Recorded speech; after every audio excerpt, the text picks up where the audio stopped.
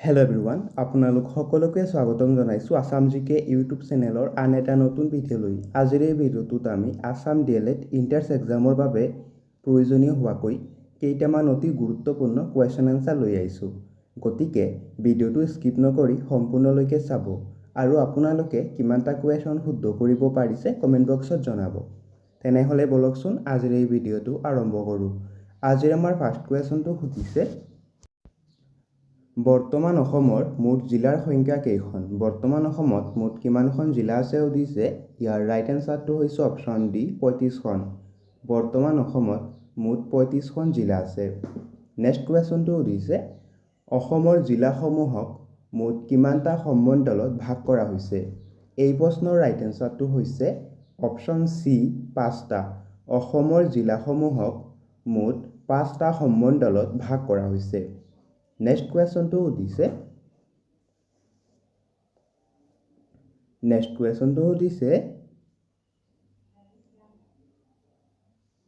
অসমৰ মুঠ মাটিকালি কিমান? অসমৰ মুঠ মাটিকালি কিমান সুধিছে। এই প্ৰশ্নৰ ৰাইট এনচাৰটো হৈছে অপশ্যন এ 78.438 বৰ্গ কিলোমিটাৰ।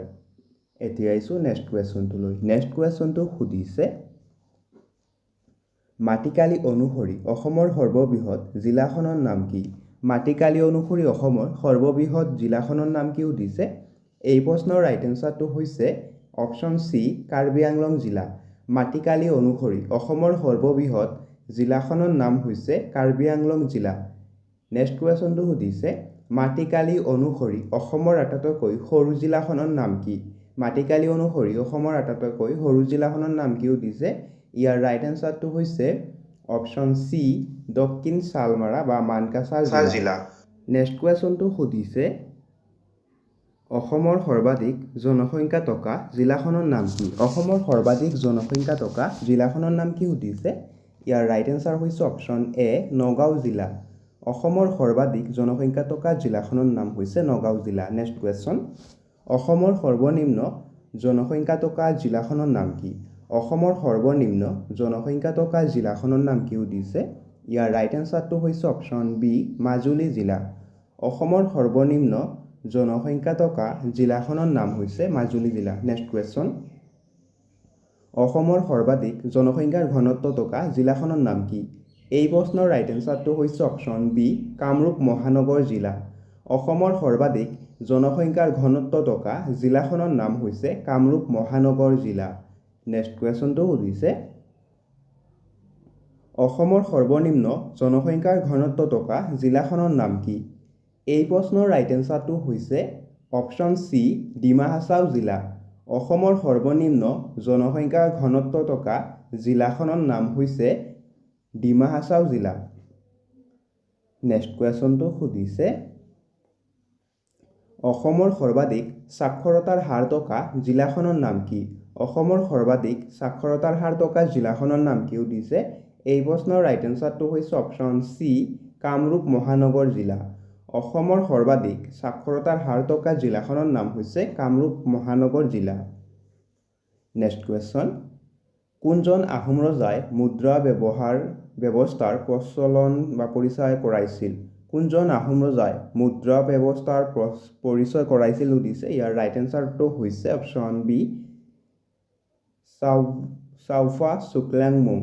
নেক্সট কুৱেশ্যনটো সুধিছে, উচ্চতম ন্যায়ালয়ৰ ন্যায়াধীশসকলক কোনে নিযুক্তি দিয়ে? উচ্চতম ন্যায়ালয়ৰ ন্যায়াধীশসকলক কোনে নিযুক্তি দিয়ে সুধিছে। ইয়াৰ ৰাইট এনচাৰটো হৈছে অপশ্যন চি ৰাষ্ট্ৰপতিয়ে। উচ্চতম ন্যায়ালয়ৰ ন্যায়াধীশসকলক ৰাষ্ট্ৰপতিয়ে নিযুক্তি প্ৰদান কৰে। নেক্সট কুৱেশ্যনটো সুধিছে, ভাৰতীয় সংবিধানত কিমান চনত মৌলিক কৰ্তব্য সংযোজন কৰা হৈছিল? এই প্ৰশ্নৰ ৰাইট এনচাৰটো হৈছে, ইয়াৰ ৰাইট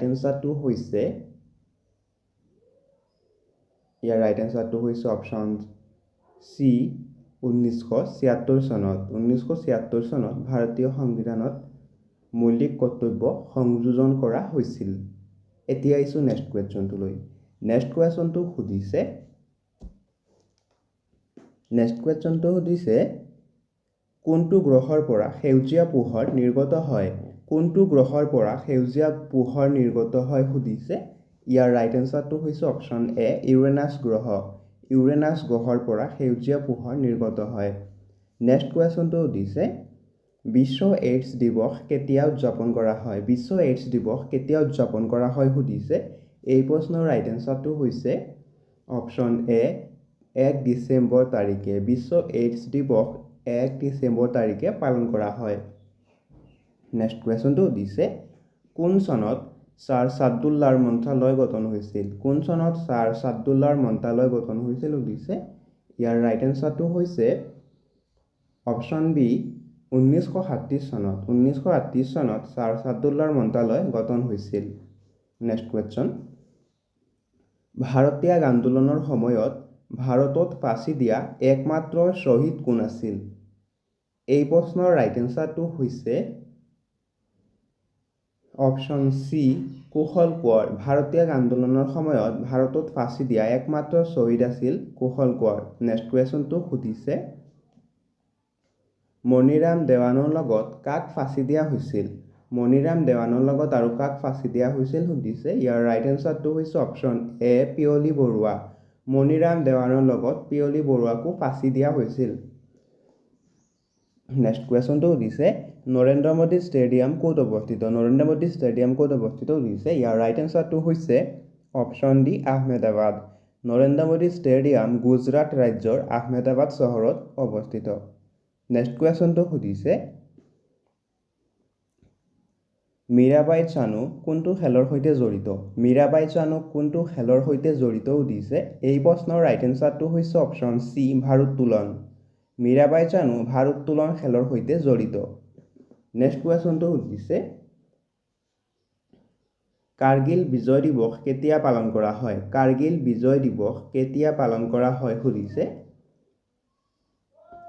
এই প্ৰশ্নৰ ৰাইট এনচাৰটো হৈছে অপশ্যন বি 26 জুলাই তাৰিখে। কাৰ্গিল বিজয় দিৱস 26 জুলাই তাৰিখে পালন কৰা হয়। নেক্সট কুৱেশ্যনটো সুধিছে ভাৰতীয় স্থলসেনাৰ মুখ্য কাৰ্যালয় ক'ত অৱস্থিত? ভাৰতীয় স্থলসেনাৰ মুখ্য কাৰ্যালয় ক'ত অৱস্থিত সুধিছে। ইয়াৰ ৰাইট এনচাৰটো হৈছে অপশ্যন এ নতুন দিল্লী। ভাৰতীয় স্থলসেনাৰ মুখ্য কাৰ্যালয় নতুন দিল্লীত অৱস্থিত। নেক্সট কুৱেশ্যনটো সুধিছে কোন চনত জৱাহৰলাল নেহৰুৱে ভাৰত ৰত্ন বঁটা লাভ কৰিছিল? কোন চনত জৱাহৰলাল নেহৰুৱে ভাৰত ৰত্ন বঁটা লাভ কৰিছিল সুধিছে। ইয়াৰ ৰাইট এনচাৰটো হৈছে অপশ্যন এ 1955 চনত। 1955 চনত জৱাহৰলাল নেহৰুৱে ভাৰত ৰত্ন বঁটা লাভ কৰিছিল। নেক্সট কুৱেশ্যন পদ্মশ্ৰী বঁটাপ্ৰাপ্ত প্ৰথম ভাৰতীয় মহিলা খেলুৱৈগৰাকী কোন? এই প্ৰশ্নৰ ৰাইট এনচাৰটো হৈছে অপশ্যন এ আৰতি গুপ্তা সাহা। পদ্মশ্ৰী বঁটাপ্ৰাপ্ত প্ৰথম ভাৰতীয় মহিলা খেলুৱৈগৰাকী আছিল আৰতি গুপ্তা সাহা। নেক্সট কুৱেশ্যনটো সুধিছে পোংগল কোনখন ৰাজ্যৰ এটি উৎসৱৰ নাম? পোংগল কোনখন ৰাজ্যৰ এটি উৎসৱৰ নাম সুধিছে। এই প্ৰশ্নৰ ৰাইট এনচাৰটো হৈছে অপশ্যন এ তামিলনাডু। পোংগল হৈছে তামিলনাডু ৰাজ্যৰ এটি উৎসৱৰ নাম। নেক্সট কুৱেশ্যনটো সুধিছে পাঞ্জাৱ কেশৰী বুলি কাক কোৱা হয়? পাঞ্জাৱ কেশৰী বুলি কাক কোৱা হয় সুধিছে। এই প্ৰশ্নৰ ৰাইট এনচাৰটো হৈছে অপশ্যন চি লালা লাজপত ৰায়। লালা লাজপত ৰায়ক পাঞ্জাৱ কেশৰী বুলি কোৱা হয়। নেক্সট কুৱেশ্যনটো সুধিছে অসমৰ সৰ্বোচ্চ অসামৰিক বঁটাটোৰ নাম কি? অসমৰ সৰ্বোচ্চ অসামৰিক বঁটাটোৰ নাম কি সুধিছে। ইয়াৰ ৰাইট এনচাৰটো হৈছে অপশ্যন বি অসম ভৈৰৱ বঁটা। অসমৰ সৰ্বোচ্চ অসামৰিক বঁটাটোৰ নাম হৈছে অসম ভৈৰৱ বঁটা। নেক্সট কুৱেশ্যন ভাৰতত কেতিয়া GST প্ৰৱৰ্তন কৰা হৈছিল? ভাৰতত কেতিয়া GST প্ৰৱৰ্তন কৰা হৈছিল সুধিছে। ইয়াৰ ৰাইট এনচাৰটো হৈছে অপশ্যন বি 1 জুলাই 2017 চনত। 1 জুলাই 2017 চনত GST প্ৰৱৰ্তন কৰা হৈছিল। নেক্সট কুৱেশ্যন ত্ৰিপিটক কোন ধৰ্মৰ এখন পুথিৰ নাম? ত্ৰিপিটক কোন ধৰ্মৰ এখন পুথিৰ নাম সুধিছে। ইয়াৰ ৰাইট এনচাৰটো হৈছে অপশ্যন বি বুদ্ধ ধৰ্ম। ত্ৰিপিটক বুদ্ধ ধৰ্মৰ এখন পুথিৰ নাম। নেক্সট কুৱেশ্যনটো সুধিছে ভাৰতৰ আটাইতকৈ পুৰণি আঞ্চলিক ৰাজনৈতিক দলটো কি? ভাৰতৰ আটাইতকৈ পুৰণি আঞ্চলিক ৰাজনৈতিক দলটোৰ নাম কি সুধিছে। ইয়াৰ ৰাইট এনচাৰটো হৈছে অপশ্যন বি শিৰোমণি আকালি দল। নেক্সট কুৱেশ্যনটো সুধিছে নেক্সট কুৱেশ্যনটো সুধিছে ভাৰতীয় সংবিধানখন কেতিয়া গৃহীত হৈছিল? ভাৰতীয় সংবিধানখন কেতিয়া গৃহীত হৈছিল সুধিছে। ইয়াৰ ৰাইট এনচাৰটো হৈছে অপশ্যন চি 1949 চনৰ 26 নৱেম্বৰ তাৰিখে। নেক্সট কুৱেশ্যনটো সুধিছে ভাৰতীয় সংবিধানখন কেতিয়া কাৰ্যকৰী হৈছিল? এই প্ৰশ্নৰ ৰাইট এনচাৰটো হৈছে অপশ্যন বি 1950 চনৰ 26 জানুৱাৰী তাৰিখে। 1950 চনৰ 26 জানুৱাৰী তাৰিখে ভাৰতীয় সংবিধানখন কাৰ্যকৰী হৈছিল। নেক্সট কুৱেশ্যনটো সুধিছে ভাৰতীয় সংবিধান সভাৰ স্থায়ী সভাপতি কোন আছিল? ভাৰতীয় সংবিধান সভাৰ স্থায়ী সভাপতি কোন আছিল সুধিছে। এই প্ৰশ্নৰ ৰাইট এনচাৰটো হৈছে option A doctor Rajendra Prasad. ভাৰতীয় সংবিধান সভাৰ স্থায়ী সভাপতি আছিল doctor Rajendra Prasad. Next question ভাৰতীয় সংবিধানৰ খৰচা সমিতিৰ সভাপতি কোন আছিল? এই প্ৰশ্নৰ ৰাইট এনচাৰটো হৈছে option B doctor Bhimrao Ambedkar. ভাৰতীয় সংবিধান সভাৰ খৰচা সমিতিৰ সভাপতি আছিল doctor Bhimrao Ambedkar. Next question অসমৰ প্ৰথম বেচৰকাৰী মহাবিদ্যালয়খনৰ নাম কি? অসমৰ প্ৰথম বেচৰকাৰী মহাবিদ্যালয়খনৰ নাম কি সুধিছে। এই প্ৰশ্নৰ ৰাইট এনচাৰটো হৈছে option B Jagannath Barooah college Jorhat. অসমৰ প্ৰথম বেচৰকাৰী মহাবিদ্যালয়খনৰ নাম আছিল জগন্নাথ বৰুৱা কলেজ যোৰহাট। নেক্সট কুৱেশ্যনটো সুধিছে অৰ্জুন বঁটা লাভ কৰা প্ৰথমগৰাকী অসমীয়া কোন? অৰ্জুন বঁটা লাভ কৰা প্ৰথমগৰাকী অসমীয়া কোন সুধিছে। এই প্ৰশ্নৰ ৰাইট এনচাৰটো হৈছে অপশ্যন বি বোগেশ্বৰ বৰুৱা। অৰ্জুন বঁটা লাভ কৰা প্ৰথমগৰাকী অসমীয়া আছিল বোগেশ্বৰ বৰুৱা। নেক্সট কুৱেশ্যনটো সুধিছে কিমান চনত গোপীনাথ বৰদলৈক ভাৰত ৰত্ন বঁটাৰে সন্মানিত কৰা হৈছিল? কিমান চনত গোপীনাথ বৰদলৈক ভাৰত ৰত্ন বঁটাৰে সন্মানিত কৰা হৈছিল সুধিছে। এই প্ৰশ্নৰ ৰাইট এনচাৰটো হৈছে অপশ্যন চি 1999 চনত। নেক্সট কুৱেশ্যনটো সুধিছে ডিগবৈ তেল শোধনাগাৰটো অসমৰ কোনখন জিলাত অৱস্থিত? ডিগবৈ তেল শোধনাগাৰ কোনখন জিলাত অৱস্থিত সুধিছে। ইয়াৰ ৰাইট এনচাৰটো হৈছে অপশ্যন বি তিনিচুকীয়া জিলা। ডিগবৈ তেল শোধনাগাৰ তিনিচুকীয়া জিলাত অৱস্থিত। নেক্সট কুৱেশ্যনটো সুধিছে শৰাইঘাটৰ যুদ্ধত মোগলৰ সেনাপতি কোন আছিল? শৰাইঘাটৰ যুদ্ধত মোগলৰ সেনাপতি কোন আছিল সুধিছে। এই প্ৰশ্নৰ ৰাইট এনচাৰটো হৈছে অপশ্যন এ ৰামসিংহ। শৰাইঘাটৰ যুদ্ধত মোগলৰ সেনাপতি আছিল ৰামসিংহ। নেক্সট কুৱেশ্যন অসমৰ পৰা কিমানজন সদস্য ৰাজ্যসভালৈ নিৰ্বাচন কৰি পঠোৱা হয়? এই প্ৰশ্নৰ ৰাইট এনচাৰ হৈছে অপশ্যন এ 7জন।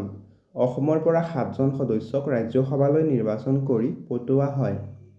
নেক্সট কুৱেশ্যনটো সুধিছে ডিমা হাছাও জিলাৰ জাতিংগা কোনখন পাহাৰত অৱস্থিত? ডিমা হাছাও জিলাৰ জাতিংগা কোনখন পাহাৰত অৱস্থিত সুধিছে। ইয়াৰ ৰাইট এনচাৰটো হৈছে অপশ্যন চি বৰাইল পাহাৰ। ডিমা হাছাও জিলাৰ জাতিংগা বৰাইল পাহাৰত অৱস্থিত। নেক্সট কুৱেশ্যনটো সুধিছে ব্ৰহ্মপুত্ৰ নদীৰ বৃহত্তম উপনদীখনৰ নাম কি? ব্ৰহ্মপুত্ৰ নদীৰ বৃহত্তম উপনদীখনৰ নাম কি সুধিছে। এই প্ৰশ্নৰ ৰাইট এনচাৰটো হৈছে অপশ্যন বি সোৱণশিৰি নদী। ব্ৰহ্মপুত্ৰ নদীৰ বৃহত্তম উপনদীখনৰ নাম হৈছে সোৱণশিৰি নদী। নেক্সট কুৱেশ্যন অসমৰ প্ৰথমখন হাইস্কুলৰ নাম কি? অসমৰ প্ৰথমখন হাইস্কুলৰ নাম কি সুধিছে। এই প্ৰশ্নৰ ৰাইট এনচাৰটো হৈছে অপশ্যন বি কটন কলেজিয়েট। অসমৰ প্ৰথম হাইস্কুলৰ নাম হৈছে কটন কলেজিয়েট। নেক্সট কুৱেশ্যনটো সুধিছে শৰাইঘাট দলংখন কোনে উদ্বোধন কৰিছিল? শৰাইঘাট দলংখন কোনে উদ্বোধন কৰিছিল সুধিছে। এই প্ৰশ্নৰ ৰাইট এনচাৰটো হৈছে অপশ্যন চি জৱাহৰলাল নেহেৰু। শৰাইঘাট দলংখন জৱাহৰলাল নেহেৰুৱে উদ্বোধন কৰিছিল। নেক্সট কুৱেশ্যন অসমৰ আটাইতকৈ জনবহুল নগৰখনৰ নাম কি? অসমৰ আটাইতকৈ জনবহুল নগৰখনৰ নাম কি সুধিছে।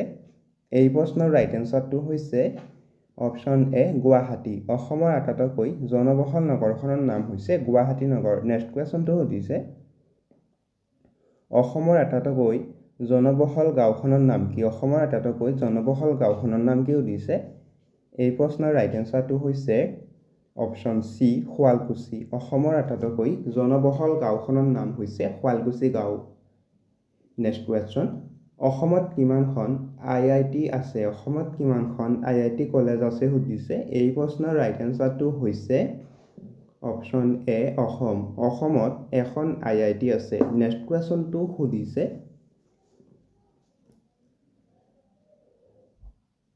অসমৰ কোনখন বিলক পক্ষী অভয়াৰণ্য বুলি স্বীকৃতি দিয়া হৈছে? অসমৰ কোনখন বিলক পক্ষী অভয়াৰণ্য বুলি স্বীকৃতি দিয়া হৈছে সুধিছে।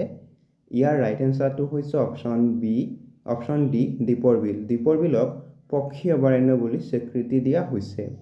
নেক্সট কুৱেশ্যন, বগীবিল দলং কোনখন জিলাত অৱস্থিত? বগীবিল দলংখন কোনখন জিলাত অৱস্থিত সুধিছে। এই প্ৰশ্নৰ ৰাইট এনচাৰটো হৈছে অপশ্যন ডি ডিব্ৰুগড় আৰু ধেমাজি জিলাত। বগীবিল দলংখন ডিব্ৰুগড় আৰু ধেমাজি জিলাত অৱস্থিত। নেক্সট কুৱেশ্যন, অসমৰ আটাইতকৈ দীঘল দলংখনৰ নাম কি? অসমৰ আটাইতকৈ দীঘল দলংখনৰ নাম কি সুধিছে। ইয়াৰ ৰাইট এনচাৰটো হৈছে অপশ্যন এ দলাশদিয়া দলং।